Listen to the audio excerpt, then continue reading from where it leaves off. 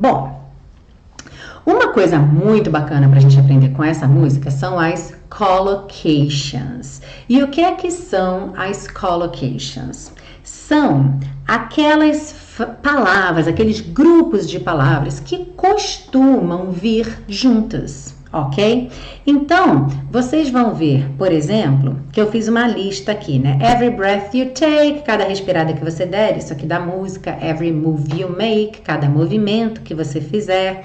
Então, a gente pode perceber que dar uma respirada, tipo tomar um ar, seria to take a breath. Né? Porque se ele fala every breath you take, então a ação seria to take a breath, dar uma respirada ou simplesmente respirar. Se você estiver numa aula de yoga ou de meditação, o instrutor ou a instrutora pode falar take a deep breath. Então, respire profundamente, dê uma respirada profunda, ok? E aí aqui, então, a gente começa a ver palavras que são comumente combinadas em frases. Por exemplo, to make a move, fazer um movimento. To break a bond, quebrar ou romper um laço.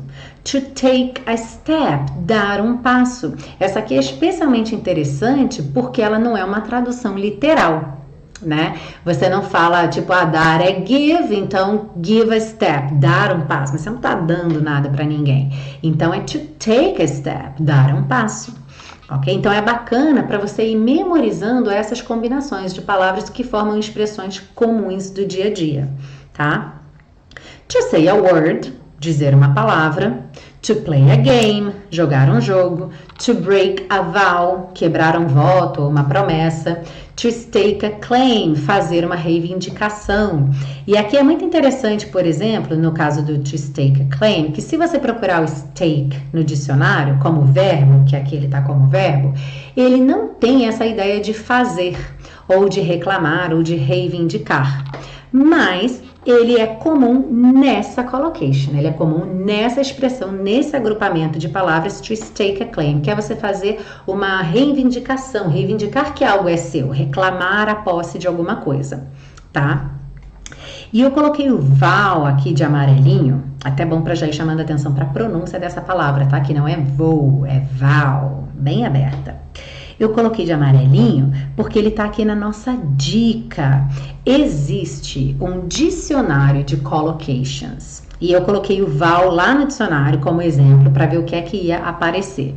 Então, olha só que bacana. Colocando o vow lá no osdic.com, que é o dicionário de collocations, ele já me disse que vow é um noun, que seria um substantivo.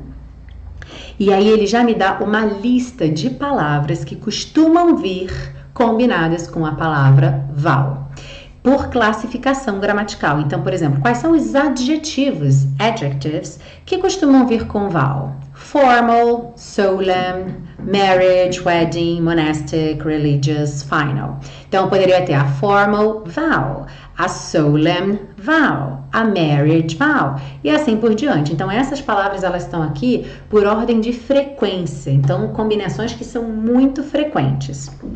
Como verbos, olha só, to make or to take a vow, que seria o nosso fazer um voto, quando você faz uma promessa.